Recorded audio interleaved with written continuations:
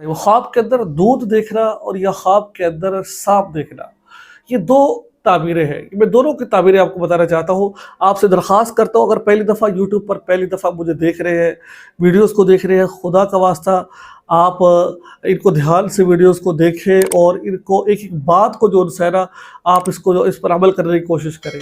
आप आधी वीडियो देखते हैं फिर भाग जाते हैं तो फ़ायदा कोई नहीं होता है। तो और अगर पहली दफ़ा देख रहे हो चैनल को सब्सक्राइब कर लीजिए, फेसबुक पेज पर देख रहे हैं फॉलो करा कर शेयर ज़रूर कर दीजिएगा।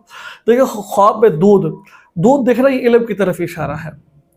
दूध, क्योंकि दूध से इंसान फ़ायदा हासिल करता है और इल्म से भी इंसान फ़ायदा हासिल करता है। तो दूध देखना ये इशारा इस बात की तरफ है, अल्लाह ताला आपको इल्म नाफ़िअ अता फरमाएंगे।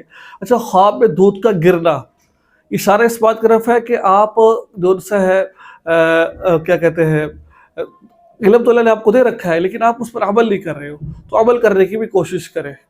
ठीक है, तो ये इशारा इस बात की तरफ है। तो नंबर 1। नंबर 2, सांप देखना। सांप ये इशारा इस बात की तरफ है दुश्मन है कोई आपका। अगर आपने ख्वाब में सांप को मार दिया है तो इशारा इस बात की तरफ है आपने दुश्मन को मार दिया।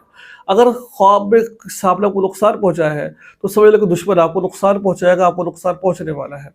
ठीक है, पहले मैंने बताया कि दूध को देखना, तो दूध देखना इल्म की तरफ इशारा है।